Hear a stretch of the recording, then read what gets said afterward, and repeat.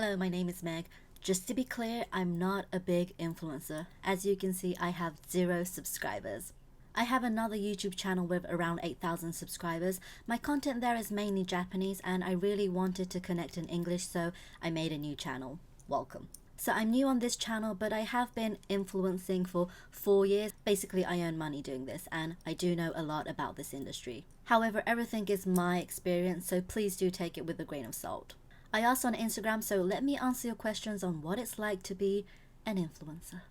Do you have any tips or advice to become an influencer?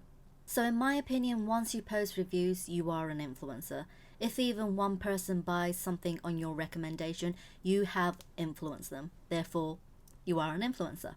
You may not be a big one, but you still are one.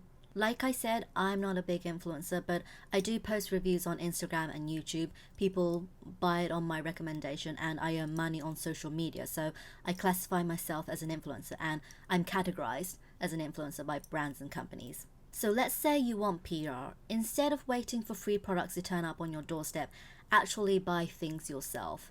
If you have a favorite brand, support them by buying their products and using them. Then post your reviews and tag them. Say you want to earn money, sign up to affiliate programs and apply to paid campaigns. Receiving PR, getting paid, either way you do need a following. It doesn't have to be that big, but you do need a community. A lot of small creators say that brands should work with small creators, and I totally understand that and I really wish that. I think some brands are gradually doing that, but I do still see your frustration. However, PR, paid promotions, sponsorships, everything is a business transaction. Brands are spending money and they want a return and they deserve a return. If you don't have a community who would actually see your content and perhaps buy from seeing that content, then there's no point in sending things to you. You won't be seen as important. It's brutal, but it's the truth.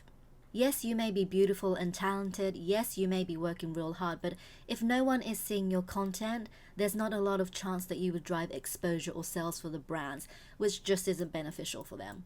Yes, people can find you via the explore page and via search, but if you already have people following you, your content in theory should get more eyeballs to start off with. Of course, you can buy followers, and some brands are actually stupid. Sorry, naive. They just look at your follower count, and if it's large, they assume you have a large reach, when in reality those followers could be bots. So engagement rate is said to be much more important, but you can also buy likes and comments on Instagram, views and comments on YouTube. So at the end of the day, you have to grow an actual following where other people can tell it's organic engagement, which by the way is really hard.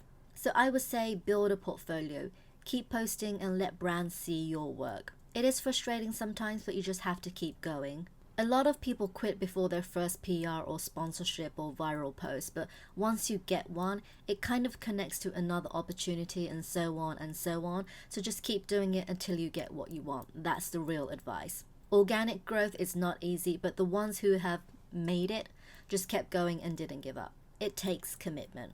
It may look easy, and yes, some do have it easier than others, but it does take a lot of time and effort. And if you're not willing to put that in, even if you happen to make it for whatever reason, you probably won't last a long time. So yeah, just keep doing it, and please always reply to your comments.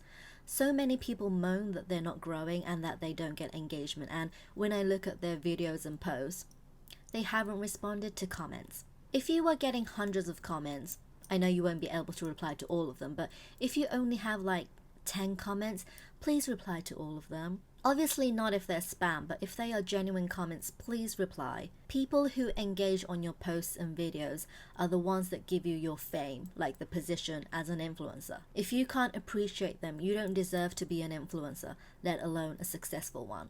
And gradually, those people will stop commenting and probably unfollow you because you're not engaging back. Only the top tier can get away with just posting and not interacting. And if you're watching this, you're probably not a big influencer, so please reply to your comments. Do you get offers to do collabs with other influencers? Yes, I've had quite a few offers on Instagram so far, 2 on YouTube. Some from the actual creator and some through agencies. They were all a really nice offer, and I thought I could grow my account and make some new friends, but when I looked at their account, because I always do my research, I found out that they weren't disclosing, so I said no. I cannot stand people who don't disclose. I don't want to associate with people who can't even put a hashtag PR or ad. So even if they are popular, I would never collab with them. Your most helpful equipment and editing program. So for equipment, an iPhone and natural lighting. To be honest, that's all I need. But I have invested in a ring light, a microphone and 2 tripods. It's not a necessity at first, but it is nice to have once you can invest in it. But I was able to grow without it, and there are so many people who are successful without an expensive camera and lighting, so just use what you have. There are so many free resources out there, so don't feel like you can't make content if you don't have expensive equipment. To be honest, if you're thinking like that, you're missing out a lot. Editing program wise, I use quite a lot, but my faves are InShot for pictures and Velo for videos. InShot I use the free version and Velo I use the paid premium version. Resizing, cutting, adding music, text, captions, effects, these can do anything and everything I want. I'm really happy with them. Does being an influencer affect your joy and enthusiasm for beauty? It shouldn't, but it did. I've had 2 Instagram accounts before where I had 120k and 6k, and my mentality was I have to post and not I want to post. It was definitely fun at first, but gradually I was receiving and posting too much PR and it just became a burden. I wasn't really into it a lot of the time and I forced myself to post. I thought I had to post for growth and I thought PR was the only way for me to grow. I also forgot how fun it was just to do things, because once I got into the influencer cycle, everything I did, I took a picture and I would record it. It was definitely a routine that was unhealthy. I was sharing everything and anything, and I used to pretend to be someone I wasn't. I think people expect things from you and you try to give them that, but you push too hard, and I definitely didn't recognize myself as I grew. I was buying makeup just to post about it, not because I was excited about it. I was wearing makeup so I could film, not because I enjoyed it. I was accepting PR just to stay relevant. So I decided to stop buying all the new releases and started to wear makeup just when I wanted to. I also decided not to accept PR anymore, started a new Instagram account in July this year, and I am really enjoying it. Which comes to the next question. What's the toughest part of it? For me, enjoying it is the toughest part of being an influencer. A couple of months ago, I would have said the hate, so I'm just going to talk about it a bit. Things like you're ugly or you're fat doesn't bother me that much anymore, but when people tell you to just die, it does really kill you inside. Just because you're on social media, people think they have every right to say anything, but that's just not the case. Criticism and hate is totally different, and if you can't distinguish the two, you shouldn't be on social media. That's not just consumer-wise. If you are an influencer and you can't handle criticism, you probably shouldn't be doing it. Because in my opinion, criticism is actually helpful and you do deserve it most of the time. If someone sends you criticism, be thankful that they took the time to educate you or tell you about things. On the other hand, hate is never okay. No one deserves hate, but unfortunately you will get it. Even if you are beautiful, even if you are talented, even if you are nice, there is always someone who just hates everything about you, and you will get hate. It used to bug me all the time, but these days I can stay calm and brush it off. I've realized that it's okay to delete the comment and block that person. You are the only person who can protect yourself, and even though no one deserves hate, you just have to accept the fact that one day you will get it and you yourself will have to act. So, back to the question. Now that I don't receive PR on Instagram, it is so peaceful for me, and every single time I post, every single time I'm on the app, I truly enjoy it. I don't have deadlines, I don't have to keep track of how many followers I have, I don't have to worry about how many likes and comments I'm getting, and I can do whatever I want. Even when I was accepting PR, I would never allow brands to make me do things, but there were requirements like, please post a picture and not a video, please don't post before the launch date, or please post on the launch date, which I did understand, but because I don't have those restrictions anymore, I think I have true freedom in what I post.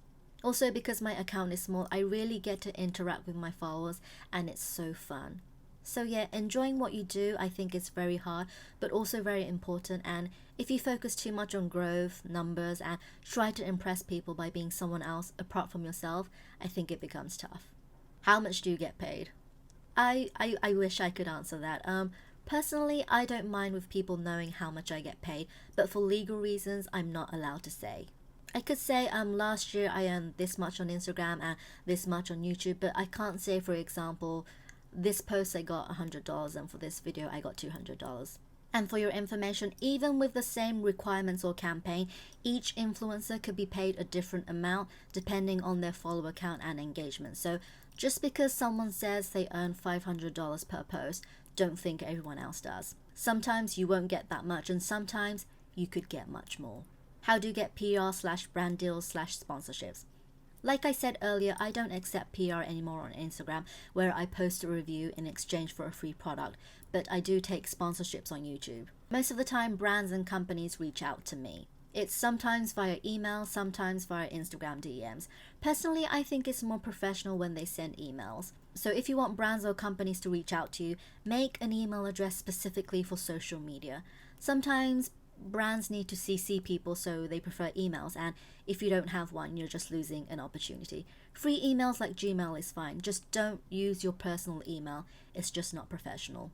Then always put it in your Instagram bio or video description on YouTube. You could also write PR friendly or DM/email for PR in your bio, so brands know how to contact you and that they can contact you.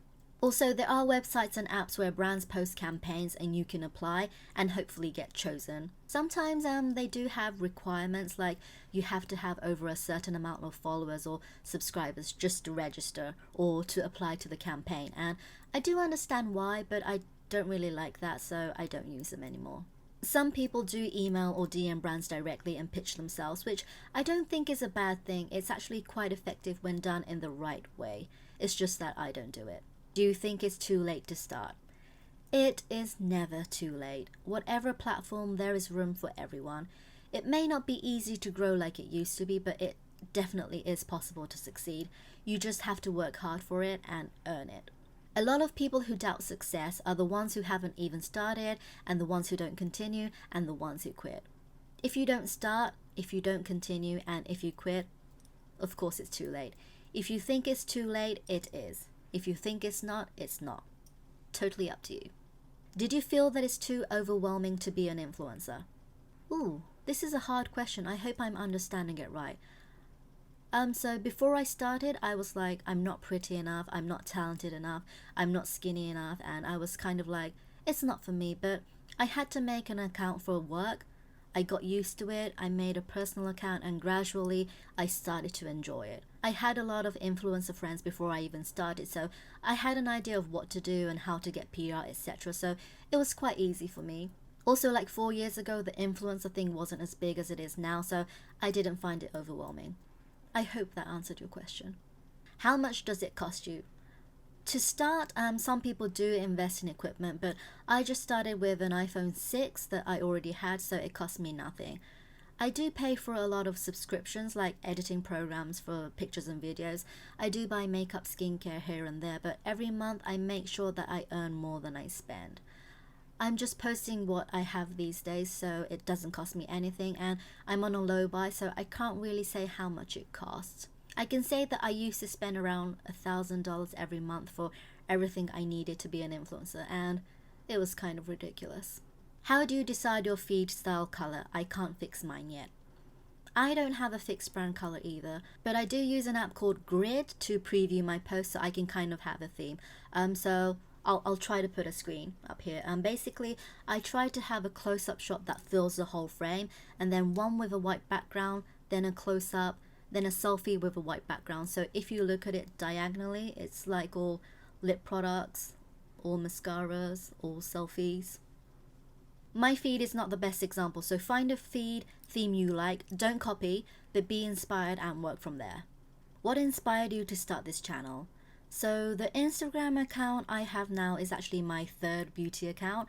My first one I didn't grow organically and I got fed up, so I ditched it. The second one I wasn't enjoying it and I wanted to start posting PR, cut ties with brands, so I ditched that one too. The newest one is where I post whatever I want, whenever I want, and I enjoy it. I also wanted to post in English and share my experiences, so that's what inspired me to make my new account, this YouTube channel included. Do you have a management team or do you do everything yourself? I do everything myself. Filming, editing, replying to emails, negotiating prices. I probably don't trust people enough to let them handle my work. I've had people reach out to me, but they were kind of shady, and I prefer doing everything myself. I want full control of everything, I guess. It's hard work, it takes time, and sometimes I wish I had management, but probably not for a while. What's your creative process? So I batch content a lot. I will probably make 10 reels, 5 still photos, and 2 videos for YouTube all in one day. I always get ideas at night, so I write them down, do a simulation in my head, and shoot the next day if it's sunny. If it's not sunny, I do research for my YouTube videos and write my captions. My captions take a long time to write, so I can't just post on the spot. I need to write them in my notes app, then copy and paste it to Instagram. Sometimes I'm creating all day, sometimes I don't feel like creating, so I always make sure to have a month's worth of content to post. What's your favorite part about your own videos? You have to give a real answer, not be humble. This is so hard.